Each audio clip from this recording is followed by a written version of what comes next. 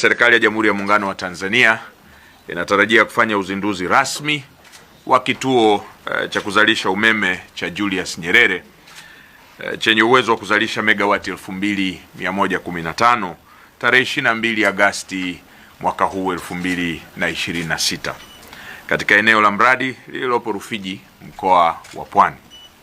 Uzinduzi huo utafanywa na Mheshimiwa Daktari Samia Suluhu Hassan, Rais wa Jamhuri ya Muungano wa Tanzania, na pia utahudhuriwa na viongozi mbalimbali kutoka ndani na nje ya nchi yetu ya Tanzania, lakini vile vile wananchi na wadau mbalimbali wa maendeleo nao watahudhuria shughuli hiyo. Uzinduzi wa mradi wa kuzalisha umeme wa bwawa la Mwalimu Nyerere ni tukio la kihistoria na hatua muhimu katika safari ya Tanzania kujenga mfumo wa nishati ya uhakika nchini, sambamba na kuchochea shughuli za uzalishaji, uwekezaji na ukuaji wa uchumi.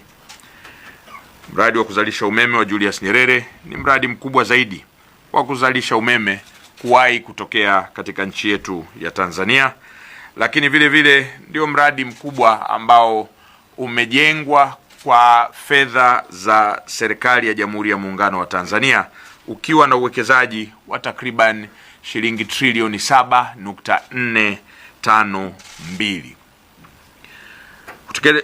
Kutekelezwa hadi kukamilika kwa mradi huu ni kielelezo cha dhamira ya serikali ya kuhakikisha Tanzania inakuwa na uwezo wa kuzalisha umeme wa kutosha na wa uhakika kwa ajili ya maendeleo ya wananchi na uchumi wa taifa letu.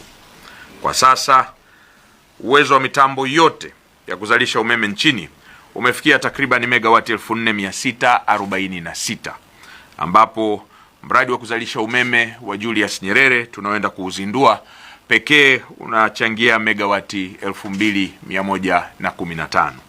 Hii ni hatua kubwa katika kuongeza uwezo wa taifa wa kukidhi mahitaji ya umeme na kuimarisha usalama wa nishati, sambamba na jitihada nyingine zinazoendelea za serikali katika kuongeza uzalishaji, kuimarisha gridi ya taifa na kupanua huduma ya umeme hapa nchini. Tangu kuanza kuzalisha umeme, mradi wa bwawa la Mwalimu Nyerere umeendelea kuongeza kiwango cha umeme kinachoingia katika gridi ya taifa na hivyo kusaidia kupunguza changamoto za upungufu wa uzalishaji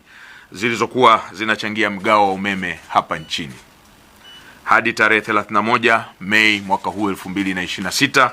kituo hicho kilikuwa kimezalisha takriban asilimia 44.9 ya jumla ya umeme wote unaozalishwa na kuingia katika gridi ya taifa katika kipindi cha mwaka mmoja. Hivyo